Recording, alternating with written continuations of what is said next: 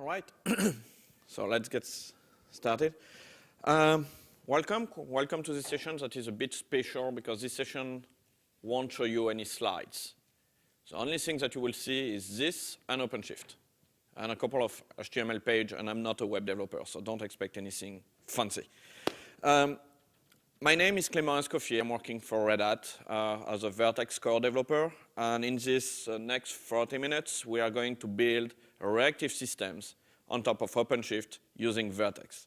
A reactive system is a system, a distributed system that is made to stay responsive. Responsive when it faces failures, because failures happen, and responsive when it gets much more load than what it has been discussed or designed. So we will try to see how the asynchronous non-blocking development model provided by Vertx makes this actually very easy to do. So here's a project that I just created. I'm going to create a new module that will be a microservices. It's going to be a Maven module. Maven is great. I will call that shopping backend. Oh yeah, I forgot to say, we are also going to fix the first world problem, split shopping list. Your shopping list is never the same as the one from your husband, wife, girlfriend, friend, boyfriend, and it's always your fault, right? So we are trying to fix this in this session. To do that, we are going to use a couple of microservices. The first one will be the shopping backend, and its responsibility is very simple. It will just serve an HTTP API to get your shopping list. So right now, it's a very simple Maven project. I'm going to use as a Maven Vertx plugin that will make it a bit more interesting for us. So it has a setup goal that will just make this BOM looks much more appealing for Vertx. So here it is. We have the Vertx BOM, we have Vertx core, which is the main component of Vertx, Redis client because we are going to use Redis, and we are going to see the other dependencies. I'm going to add a dependency because one is missing here. SLF, I need a logger, SLF4J, yeah, yes, let's take a stable version. Here it is. So now we have a POM file that is able to build a Maven app. So building a Maven app is up to you, but in that case, I'm going to build a Fadjar, and the Vertx Maven plugin will just create a Fadjar for us. The only thing I need to do is to declare a vertical, and a vertical is just a Vertx component that is going to be deployed. List vertical, for example, that is going to be deployed on Vertx, and Vertx will handle its lifecycle. So now that I have this, main Java, yeah, that's IntelliJ. So IntelliJ start to, I need to unning your projects now. Hunning your, that's kind of weird. But yeah, don't ask, maybe ask them why they have these features. I would consider very annoying, but yeah, and then I need to import it to make it, well, yeah, and now it works. Don't ask me IntelliJ. I'm using IntelliJ, but actually there is absolutely no plugin required to create a Vertx app, so you can use any IDE, even a text editor if you want, NetBeans, IntelliJ, Eclipse Vert.x, we have a Vertx stack already ready. In Java, a vertical is just a class that extends abstract vertical. I said in Java because Vertx is polyglot. Vertx applications run on top of the JVM, but you can implement them using Ceylon, Scala, Kotlin, Groovy, JavaScript, Ruby, and of course, Java. I may have forgot one or two.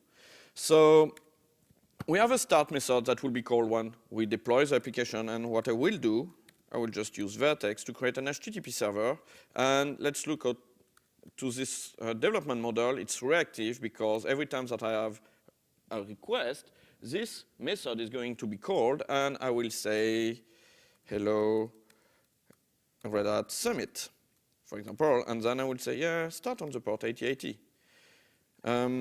Yeah, Java 8 will be fine, and another glitch, you need to do it twice, don't ask.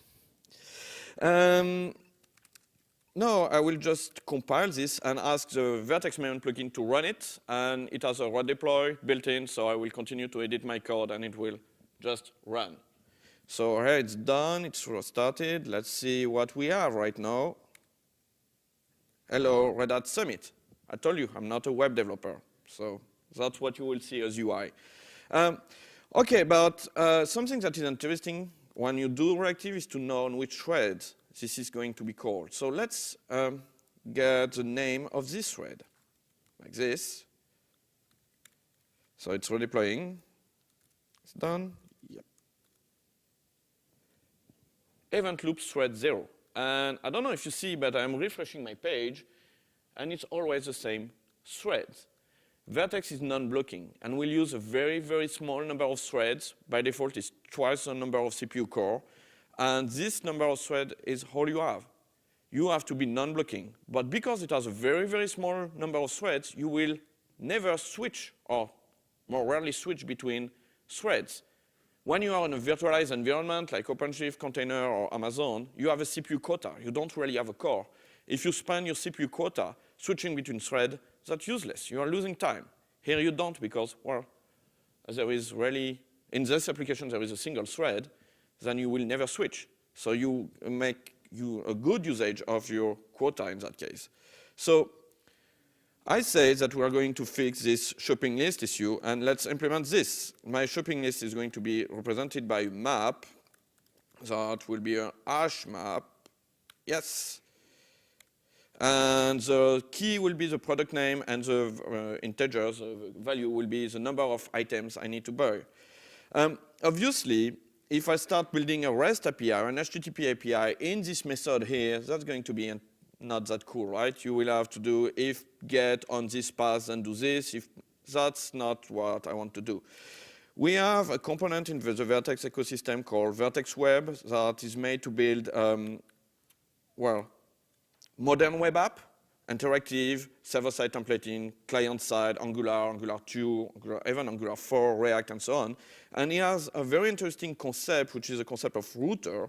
And on a router, you register root. So for example, on slash, I will say, yeah, on slash, just do response and hello. So if I do that, nothing happened because obviously it's still calling this method here. So I will replace this by the router, actually the accept method of the router. So let's have a look at this. Every time I have a request, it's going to call the router. The router will look at the list of routes and will call the right route. So if I go back to my browser, I still have hello. So let's implement a REST API and see how it's easy to use. When I will do shopping, I will say this get list. When I got a get request on slash shopping, I will call this method. When I have a post method on slash shopping, I will do add to list. By default, Vertx is not reading the payload for performance reasons, so we have to tell him, well, read the payload. So payload, so the body of the request. So I will just do body handler. It is .create. And let's also delete item of the shopping list. And in that case, I will pass the name of the item I want to delete in the path like this. This will be a path parameter. Remove from list. So let's implement this one. So it's going to be relatively simple. I'm going to use JSON. And here I will just say, OK, my response is going to be my list as JSON. Done. Obviously, here it's complaining because it doesn't compile, which makes sense, right? So now, if I want to add something to my list, as I said, I'm going to get the body as JSON. Up, here it is. That's going to be my body. And I will say string name is going to be the string name for my JSON.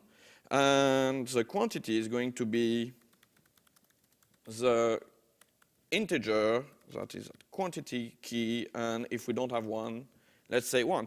Look, as Vertx is heavily using JSON for everything. We also have our own Java API for that. That is very useful and very easy to use. And once we have that, I'll just do list.path name quantity. And here, let's return the list. Done. Don't have to do a redirect and so on. You just call the other method, passing the routing context, and you're done. Remove from list will be almost as simple like those one. I just need to know which item need to be deleted, and this is my pass parameter called name. So I will do this and do a remove from and get my list. And now I'm done. And normally it should compile. And it does. Woohoo! So if I go there, I still have hello. And if I go to shopping, I get nothing. So let's add stuff in shopping. So I'm going to use this HTTP utility to add things to my shopping list. For example, I need coffee. It is, and I will also need eggs.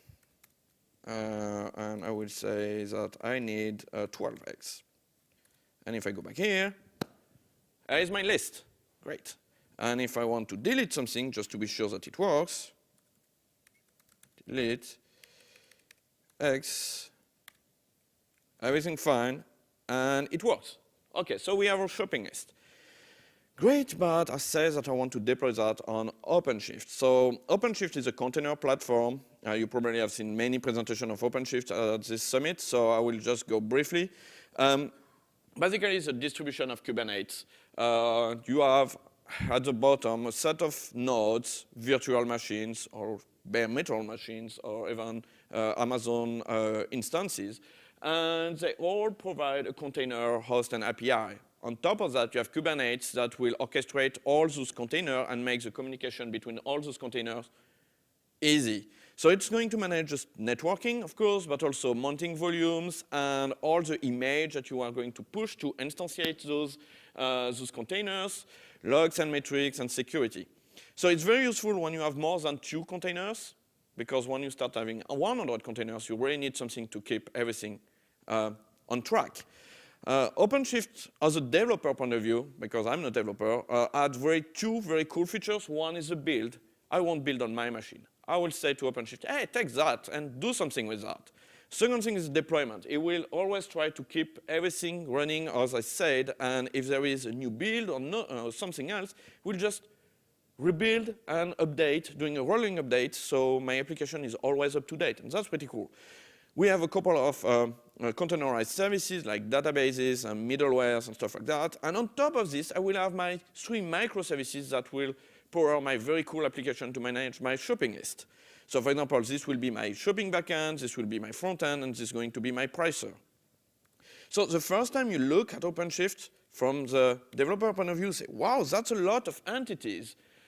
I actually just display most of them on these simple diagrams. You have source code because you're a developer. Then you give this source code to OpenShift and you have configured a build configuration that say, oh, when I have new source code, I'm going to build.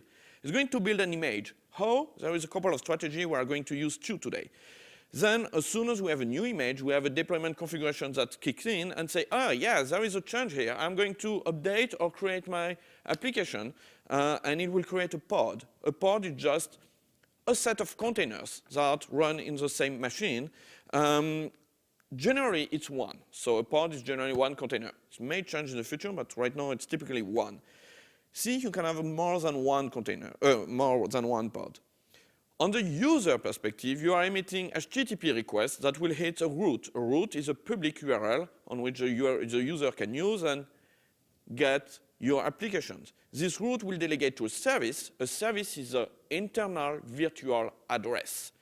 That means that when we hit a service, it will implement a load balancing strategy to hit the pod and to do a load balancing for you. So you don't have to do anything.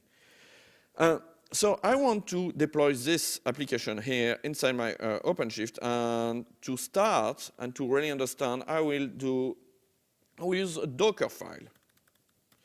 So deploying a Vertx application on Docker file is very simple. It's like that. I just use the smallest Java 8 image. I already will have a fat jar because I have a script that will build the fat jar. I will copy this fat jar to some location, and then I just start this fat jar. This part here is that because sometimes Vertx is not really nice, and it starts to write in the current working directory, which is not very nice. So I just tell him, well, stop doing that, write to /dump. Anyway, we're in a container, so when you're dead, you're dead. So once we have this, I can just do build with Docker, which is just a script that will create the build configuration, run Maven, that's what we have here, and create the service. And here what we see here is that it pushed all the source code to OpenShift, and OpenShift will say, oh, there is a Docker file. I know what to do with the Docker file, and will trigger the build and build that for us. If we go back to our OpenShift here, that is this one here. It has run the build for us, and you can see, if you know Docker, that's exactly the instruction that I had in my Docker file. Very simple, but it ran it for me. So I didn't run Docker on my machine, which is good because Docker on a Mac is sometimes a bit tricky. So it's done. We are here. We see that here he complained about health checks. We are going to see that in a couple of minutes. And we have a root here, and if I do this, I have hello, that is expected, and if I go to my shopping list, I have my shopping list, which is empty because I didn't do anything. So I have a script that will populate a bit my shopping list with my perfect breakfast. Populate, yeah, that's this one. And it's going to add 3 items using the same APIs or the same tools, just using this URL here.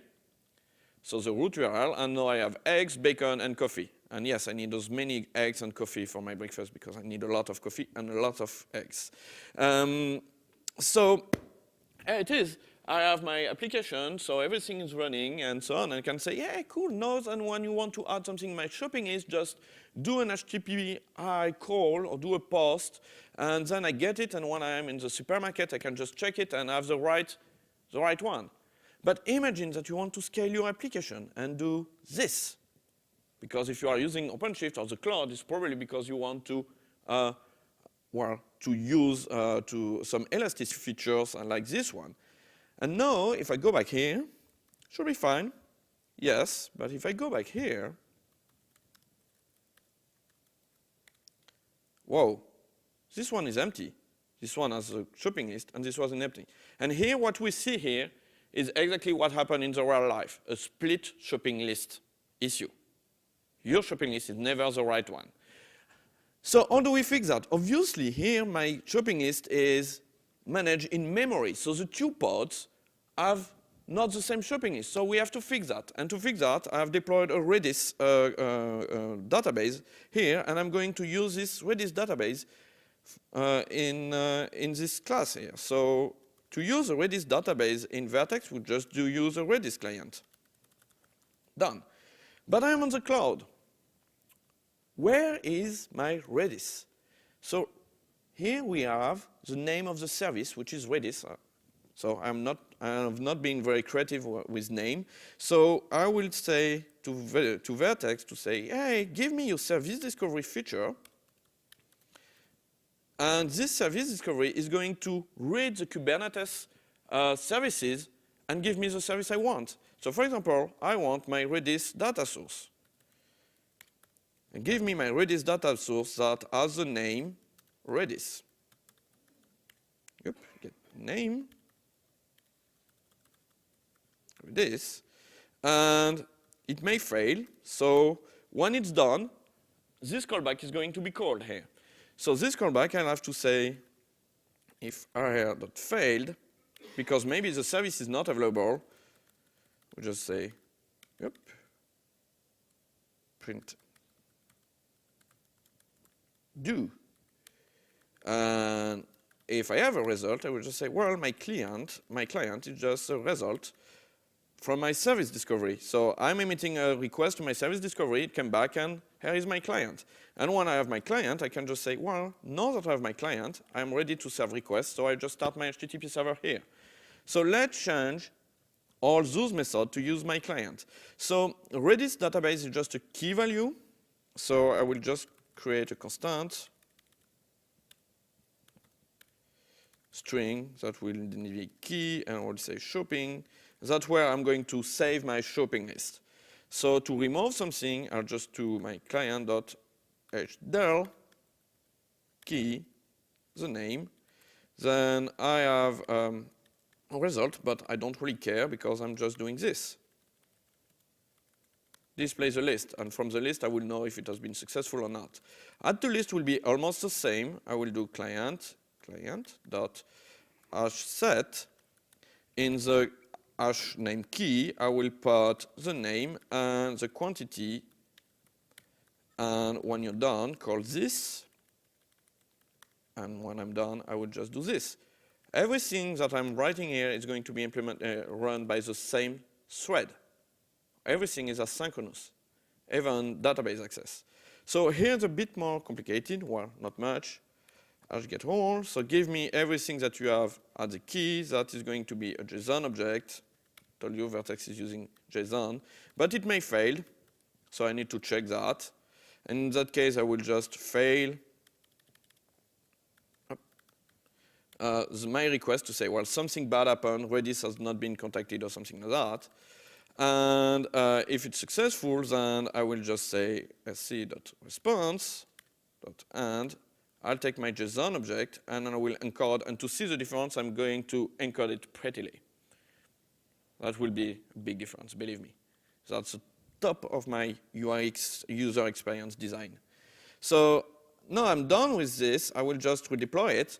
And because OpenShift is idempotent, I don't care about trying to recreate the objects. It will say, oh, they're already existing. Don't do anything. So it will build the fat jar, send again back to OpenShift, and OpenShift now should do the build. We see it, the wheel here that is. And now we have a rolling update. So it's starting my new version. And when it considers it to be ready, it says, OK, I'm routing messages and requests to this one. Unfortunately, if we don't help OpenShift, is not really knowing when the application is ready. And actually, it's trying to make a guess, but believe me, it's wrong. So you should never let him do that, and we are going to add health checks for this. So to do health checks are very easy. It's just a HTTP endpoint. I will use the slash that just return hello, that's fine. And we have two types of health checks. We have readiness and liveness. Readiness is used during a rolling update to know when the application is ready, meaning when my HTTP server is ready to serve request. And this happens after having retrieved my Redis database. And the liveness check is there to be sure that the application is still alive, so it didn't crash. So I just do save, and now I'm done. So it will now do another rolling update, and now you have this light blue, which means that it's not ready yet. It's not ready because we are doing things, and as soon as it's ready, it says, OK, now I can send request to this one. So let's see, when the second one is ready, let's see what do we have now. So this is probably empty because now I need to populate things in my Redis database. OK, I will reuse my populate for my perfect breakfast. There it is, and now I'm here. And I get, you see, that's pretty. Come on, that's pretty. There is space and and this is my perfect breakfast. So that's cool. We have now this, but does it fix the issue we had before? So if I do this, oh yeah, I have my shopping list. And if I do this, oh, no, I already have my shopping list. So let's quickly, very quick, modify this one here to just add a header that will tell us from which pod we have been served. There is a hack in OpenShift. Is you can ask for this environment variable called hostname, and that's the name of the pod. This is a hack. This is not documented, so don't use it in production. Or don't tell that I told you to do that.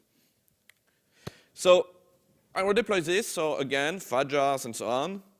If you are used to regular Java applications, you can see that here the build is really fast, and starting the application is also really fast because Vertex is really, really lightweight. When we speak about fat jar, Vertex fat jar is kind of a low fat. It's only 6 megabytes. When you do a Spring Boot app, you are more around 60 megabytes. So there's a kind of a factors in between. And the start is also really, really fast. So again, we have this rolling update here. The second is going to be ready in a second. Yes, no? Yeah, there it is. So again, my application is still running, and I have no downtime because of this, now that I have the health checks. And now, if I do this, oops, nope, not this. Ah. If I do this, I have my serve by header here that says that I'm on this pod, 637, and if I'm here, I have on this pod KFP1B, and back and forth. So I have my load balancing running, and everything fine because I'm using my same database. So that's pretty cool. What can we do with OpenShift? There is a couple of things. Oh yeah, I failed the build because I just Control-C. So we can go and visit one pod. And when I say visiting one pod, we can go to the terminal. And now I have my processes here. And what we do as a developer when we have a list of processes. Yeah, we kill them. And we kill them with -9 because we want the process and all the children, and boom. So I'm going to kill the process 9. And yeah, did it. See, the terminal has been disconnected if you reconnect. But if you come back here, you see this restart number here. Kubernetes detects that and say, oh, you're dead? OK. I'll spawn another process for you. So it has restarted the container. So I cannot even, with OpenShift, I cannot kill my own container. That's really, yeah, I need to think about that. It's a problem in my life. I cannot kill my own container, so that's, and if we go back here, we see that the two are running and everything is fine. Perfect. So because of this, we can have a resilience pattern here built in, because even if your application do an out of memory or crashed or seg fault or whatever, this thing is going to restart it. So that's pretty cool. So when we do microservices, it's cool to do HTTP endpoint, but we also want to consume them. And it's what I'm going to do right now. I've prepared another project, which is the front end of my shopping list. And this front end is going to call my shopping list HTTP service and also call another service that I found, which is a pricer, and tell me how much it's going to cost me, or how much my breakfast is going to cost me. So I'm using, in that case, I'm not using callbacks. I'm using something called reactive programming, and it's use an API called reactive extension for Java, Rx. And if I have this, and the only difference is that here it's the Rx version, so you have the Rx in the name, I can do things like discovery, Rx get web, no, HTTP endpoint, sorry. Rx get web client, I pass the discovery, I do my filtering. So I do filtering on the name, but actually you can do filtering on any of the metadata or notation you have put on the service. Or what's the name? Pricer service. And this, I don't pass a callback. This returns a single, that we call S1. And this single is just a deferred structure that will get the value when it's there. I will do the same for my shopping backend. Shopping backend, okay. And now I need to wait until 2 are done. Wait? No, because I don't want to block my thread. I'm in Vertx. So how do we do that? Oh no, I'm sure that both are done. Actually, when using Rx, you just do single.zip, associating the 2 single. And when the 2 are done, it's going to call this method here with the right value. And so P is my pricer, and S is my shopping list. So I have retrieved web client, which is kind of a really advanced and sophisticated HTTP client for Vertx, completely asynchronous and non-blocking. And we are going to use those one in a second. And when I'm done with this, I will just say, OK, I have my 2 services. Let's start the HTTP server. I need to return it here. And something that is confusing when the first time you use reactive programming is that you need to subscribe. Because what you did here is to describe the pipeline. But nothing happened. You need to subscribe to tell Rx to say, oh, no, do it. It's actually very confusing because if you use futures or promises, it's not the same model, but it's actually very, very useful too. And if you're interested by this part, I have another talk at 3:30 just about this. So now we have everything fine here. I need to do this thing here. So I'm going to call the shopping list. So I will do a get on /shopping. And I will get the response of this and say, hey, I'm interested by the payload. And the payload is a JSON object. Cool. So I just do this. And now I have a single of JSON. That will be my list. And when I have this, what I want to do is for each item of my list, I'm going to call the pricer. I'm not going to do one item calling the pricer, next item calling the pricer, third item, and so on. That would be stupid to do that. Why not calling everything at the same time? And as soon as we have result, start writing the result directly in the HTTP response. Because HTTP 1.1 supports chunked response. So I can, as soon as I have data, start writing the HTTP response directly and not waiting to have all my memory bloated by all the results. So it's basically doing this. I'm going to call the backend, which I did, and now I will do single.subscribe, okay. Up.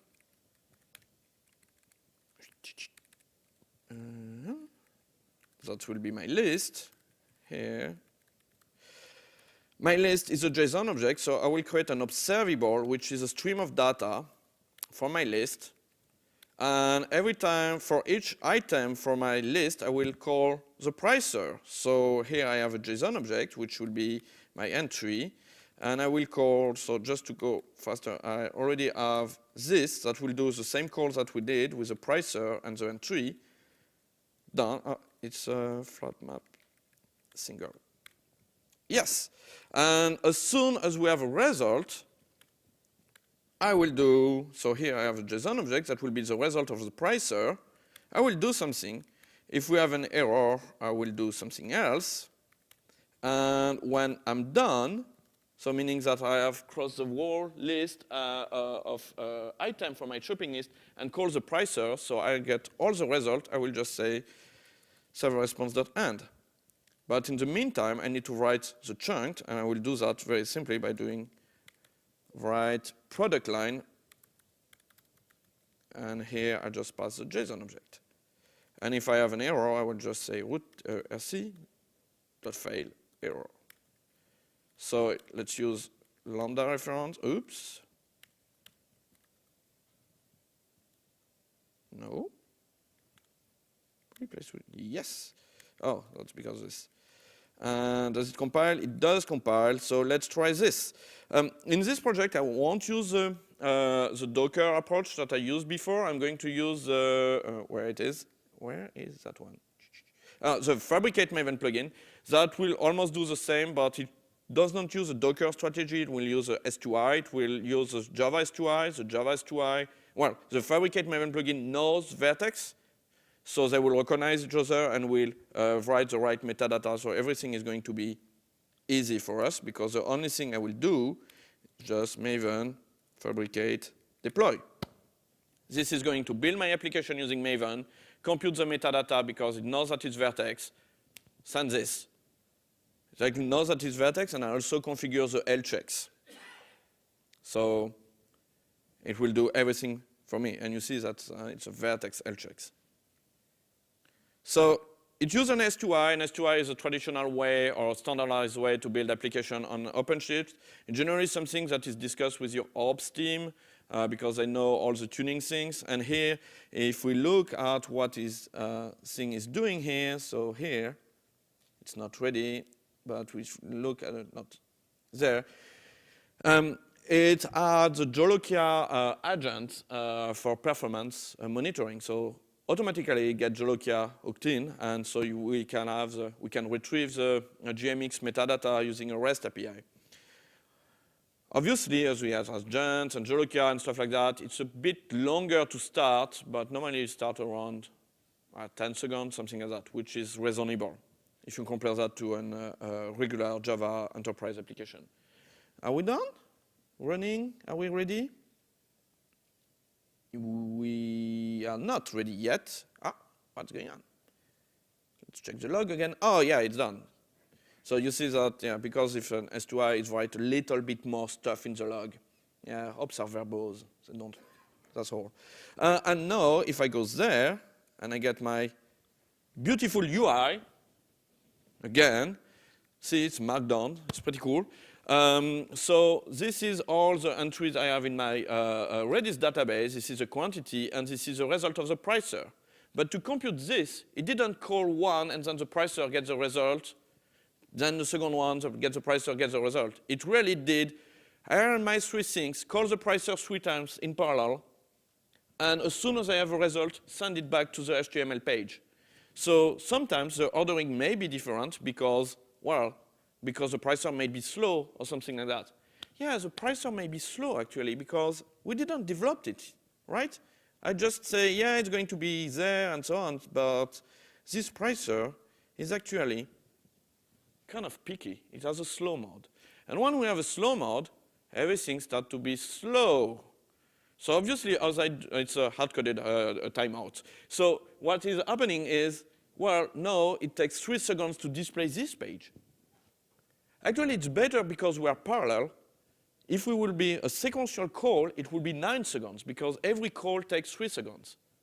But as we do in parallel, it's only 3 seconds, while if you do in sequence, it will be 9 seconds. And 9 seconds is way too much. So how to protect this? This is not cool, right? So we are going to use a circuit breaker. Vertx comes with its own circuit breaker. Or you can use Hystrix too. It depends if you like Hystrix or not. This one, the Vertx one, is fully asynchronous and unblocking and has been made to follow the Vertx execution model. This is going to be a field, and I'm going to protect with this circuit breaker this call here. So instead of doing this, no, this call here, sorry. Instead of doing this, I will use a circuit breaker and say, execute this command with a fallback. I pass a future, so a future is just a structure that will get a value later. I will retrieve this by just passing the future. So if this call succeeds, then it will simply complete the future with the result. And if it failed or get a timeout, the future will be completed with the failures, and the circuit breaker will keep track of the failure and decide what do we do next. So if I have this, and if we have an error, I would just do get fallback price for my entry, and here we go. We are done. Almost. It doesn't compile, does it? It does. Oh, cool. First time. So let's redeploy that and have a look at what happened here. So this retrieve price, it's just calling the pricer object, do a post, send some JSON, and when it gets a value, it just completes with the body. If it gets a timeout, or if the connection cannot be established, or if for many reasons a distributed service can fail, it will just fail the futures, and the circuit breaker will keep track of this. I won't show you the get fallback price. Oh no, it's on screen. Ah, too bad. That was my tribute to JavaScript. So let's wait until this is deployed.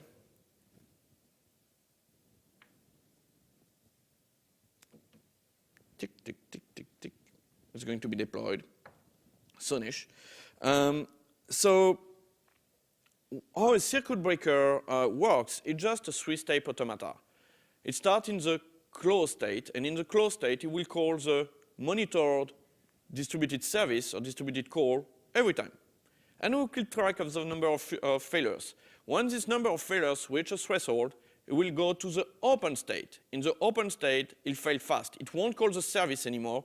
It will just call a fallback. Periodically, it will go to this half open state to let the next interaction pass to check whether the service that was failing is back on track or not. So it's actually very interesting because the circuit breaker is a question of respect.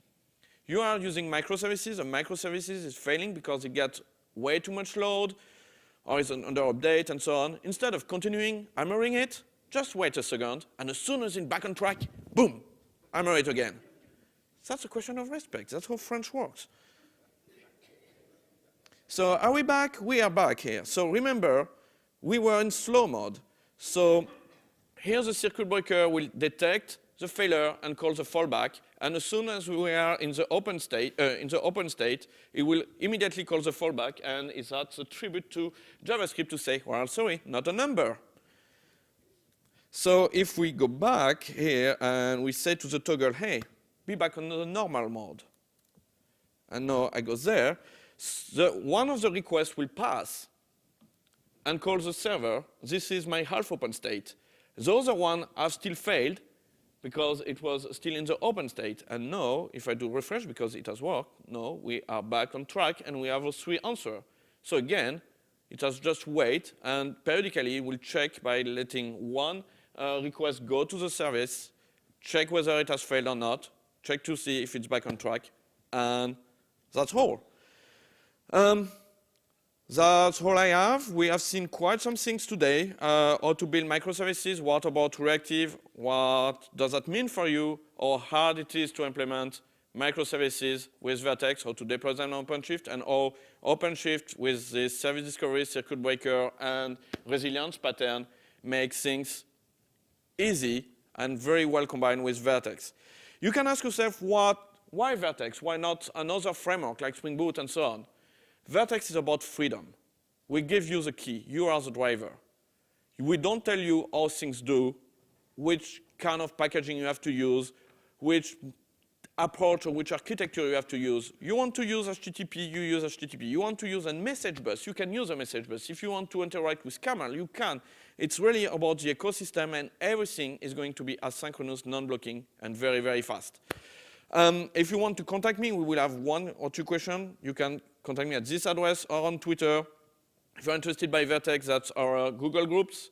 That's us on Twitter, our web page. And yesterday, freshly out of the press, we have released this book. It's a mini book, 80 pages about what I just showed. So how to build and why building my reactive microservice today. And there's a full chapter on OpenShift if you're interested by OpenShift. Thank you very much. If you have questions, I'm here. And there is a couple of Vertx stickers. They are pretty rare, especially in the US. So come and pick some.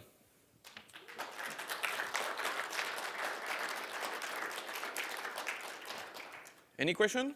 Yes? Yeah, it's already on Git. I just have to do the push. I'm going to do that just after the session. Vertx is about freedom. So by default, we don't, but we have many people that have provided their own support. We have Weld, so CDI support. We have Spring injection support too. You choose the one you like. Which would you like best? I will be more the CDI side, but yeah, I'm working for Red Hat, so I cannot say, yeah, my boss is there, so. No. I generally tend to avoid dependency injection, but I completely understand that for enterprise developer, it's really something important, and it's up to you to pick the one you want. There is also Juice. Yeah, you can use Vertx Juice too and get Juice working, and you can inject the vertical and so on. Yes? You mentioned that Vertx includes its own implementation of an HTTP client, right? Yes. Does it also implement HTTP server itself, or is it? Yes. So we are based on Netty. So it's what the network stack is Netty. We are working very, very closely to Netty because they tend to break things, and we tend to detect things broken very quickly. Actually, we have 2 HTTP clients. We have a raw, low-level HTTP client that you should not use except if you like reading the HTTP specification, and I hope you're not. And then we have the web client that I've just shown that is really modern and do everything you want, even streaming and stuff like that. In terms of HTTP server, we support HTTP 1, HTTP 1.1, HTTP 2, and we even have an extension for gRPC. It's a new Google RPC model on top of HTTP 2. If you like Corba is back. I think, yeah, we are done. Thank you very much. And stickers are there.